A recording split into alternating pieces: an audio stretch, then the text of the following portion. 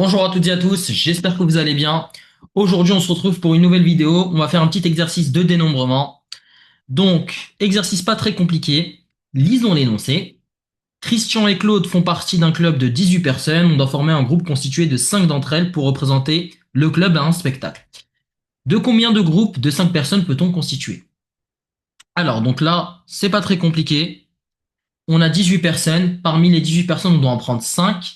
On veut savoir combien de groupes de 5 personnes on peut faire parmi les 18. Donc ça, c'est simple. La réponse, elle est dans l'énoncé. C'est 5 parmi 18. On veut prendre 5 personnes et il y en a 18. Bah, du coup, le nombre de combinaisons de groupes de 5 personnes, c'est 5 parmi 18. Ensuite, question 2. Dans combien de ces groupes peut figurer Christian? Donc, on veut que notre bon vieux Christian fasse partie de ces groupes. Donc, admettons que Christian, on l'ait inscrit. Là, il reste 4 autres personnes à placer. Donc, je dois placer 4 personnes parmi 17. Parce que Christian, on l'a déjà inscrit, il reste plus que 17 personnes. Il reste plus que 17 personnes et parmi ces 17, je dois en placer 4.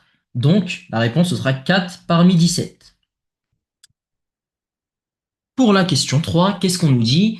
Christian et Claude ne pouvant pas se supporter, combien de groupes de 5 personnes peut-on constituer de telle façon que Christian et Claude ne se retrouvent pas ensemble? Donc, en fait, cette question, faut la prendre autrement. Faut pas directement chercher le nombre de groupes où Christian et Claude ne sont pas ensemble. Parce que c'est difficile. Ce qu'on va faire, c'est qu'on va chercher l'inverse. On va chercher tous les groupes où Christian et Claude sont ensemble et on va soustraire le nombre total de groupes à ce nombre-là. Comme ça, on va trouver le nombre du coup de groupes où Christian et Claude ne sont pas ensemble. Donc là, on cherche d'abord le nombre de groupes où les deux sont ensemble. Le nombre de groupes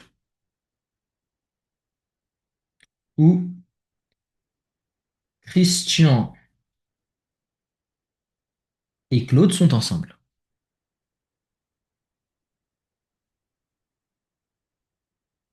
Donc, vous vous rappelez, donc j'ai 5 places, puisque le groupe est constitué de 5 personnes. J'inscris Christian, j'inscris Claude. Il me reste 3 places de libre, 3 places à compléter. Donc, j'ai 3 personnes à prendre parmi combien? Parmi 16. Parce qu'on a déjà inscrit Christian et Claude. Donc, le nombre de groupes où Christian et Claude sont ensemble est de 3 parmi 16. Et du coup, le nombre de groupes où Christian et Claude ne sont pas ensemble, bah, c'est tous les autres groupes. Donc le reste. Et le reste, bah, c'est le total moins le nombre de groupes où Christian et Claude sont ensemble. Voilà. Donc ça, c'est le nombre de groupes où Christian et Claude ne sont pas ensemble. Donc j'espère que cette vidéo vous aura été utile, que cet exercice vous a semblé clair. Si vous avez des questions, n'hésitez pas à me les poser dans les commentaires. Et moi, bien évidemment, je vous dis à la prochaine pour de nouvelles vidéos.